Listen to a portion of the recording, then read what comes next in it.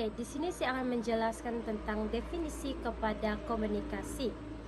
Komunikasi merupakan satu proses perpindahan maklumat, perasaan, ide, dan pikiran seseorang individu kepada individu yang lain.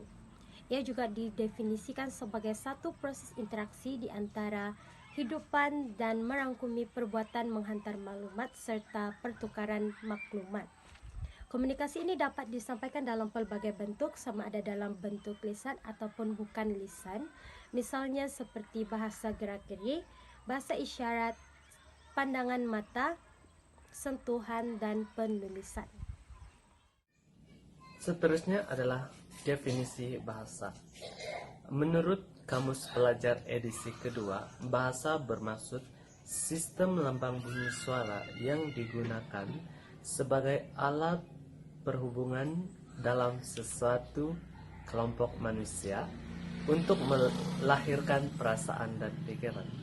Selain itu, bahasa juga bermaksud kata-kata yang disusun menurut tata bahasa dan digunakan oleh seseorang dalam percakapan atau tulisan.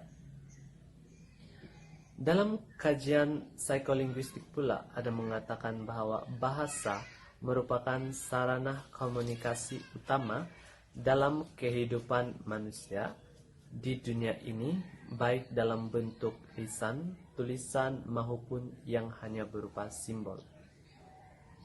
Selain itu, dalam satu kajian juga mengatakan bahwa bahasa adalah sebagai medium penting dalam proses penyampaian ilmu. Oke, terdapat beberapa kesan komunikasi yang baik, antaranya message yang disampaikan dapat difahami dan diterima baik oleh penerima.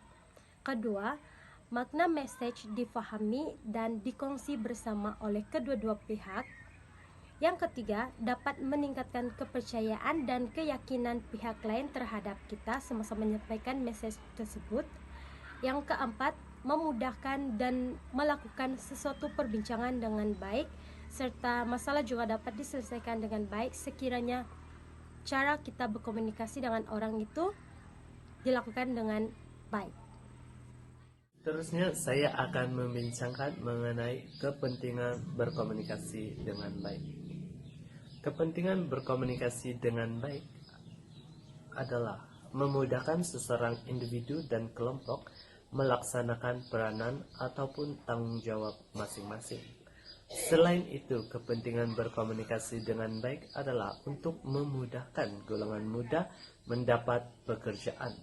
Hal ini dikarenakan menurut kajian Saleh dan Noah tahun 2000, majikan mencari calon-calon yang boleh mengendalikan orang ramai, bekerja dengan orang ramai, dan berkomunikasi dengan orang ramai secara lisan. Seterusnya, menurut Harley 2008 mengatakan bahwa kemahiran komunikasi itu penting karena dalam setiap karier yang diceburi pasti berkomunikasi, dan 80% daripada masa bekerja akan sentiasa berkomunikasi. Selain itu, kepentingan komunikasi yang baik adalah penyampaian maklumat jelas dan mudah difahami serta tidak membingungkan. Hal ini karena menurut Rahman 2008, 80% manusia yang gagal dalam pekerjaannya ataupun dalam kerjanya adalah disebabkan oleh kegagalan mereka untuk berkomunikasi dan berhubung dengan orang ramai. Oke, di sini saya akan menerangkan serba sedikit tentang cara-cara berkomunikasi yang baik terhadap dua lapisan masyarakat, yaitu kanak-kanak dan remaja. Yang pertama, bagi kanak-kanak adalah menggunakan komunikasi dua hala, di mana ia bermaksud kita saling bertindak balas dengan penerima tersebut. Misalnya meminta dia mengulang kembali apa yang telah kita bincangkan atau apa yang telah kita perkatakan pada masa yang sebelumnya. Kedua, cara penyampaian yang bersesuaian dan bagus, di mana kita dapat berkomunikasi atau menyampaikan sesuatu message berasaskan aspek fakta, nada suara, gaya, dan bahasa gerak badan. Hal ini adalah disebabkan oleh nada suara kita mempengaruhi minda penerima tersebut. Kadang-kadang itulah. Yang ketiga, pelbagaikan cara kita berkomunikasi, di mana kita tidak hanya bergantung kepada bercakap saja, malah kita dapat kasih dorong memo atau tulis sesuatu pada papan putih supaya mereka lebih memahami dan lebih mengingati benda tersebut. Bagi remaja pula, kita dapat menunjukkan sikap yang mendemonstrasikan kebebasan. Seperti yang sedia maklum, remaja pada zaman kini lebih berminat atau lebih suka untuk diberikan kebebasan. Bukan kebebasan yang luas, tapi kebebasan. Seterusnya adalah cara yang sesuai untuk berkomunikasi dalam sebuah organisasi. Namun begitu, kita perlu mengetahui prinsip-prinsip berkomunikasi dengan baik. Prinsip yang pertama adalah kejelasan. Kejelasan di sini bermaksud penggunaan bahasa yang ringkas dan tepat, dan pemakaian harus selalu mengingatkan sasaran dari komunikasi. Kedua adalah perhatian. Perhatian di sini tidak kira pihak atasan ataupun pihak bawahan.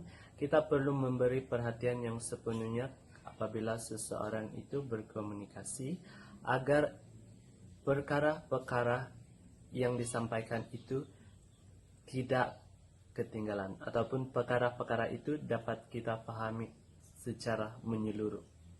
Yang ketiga adalah integriti ataupun ketulusan. Semakin banyak pekerja diberitahu mengenai perusahaan dan masa hadapannya, semakin mereka akan menghargai integrity management ataupun menghargai perusahaan itu. Yang keempat adalah pemilihan media. Kita perlu memilih media dengan tepat. Contoh media adalah seperti bersemuka, lisan maupun bertulis ataupun tertulis. Pemilihan media bersemuka ini digunakan untuk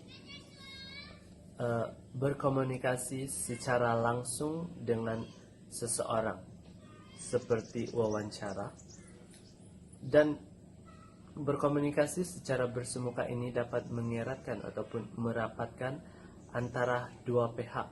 Contohnya, apabila kita mempunyai project ataupun mempunyai hubungan dengan sebuah perusahaan lain, kita harus bersemuka untuk membincangkan mengenai project-project tersebut.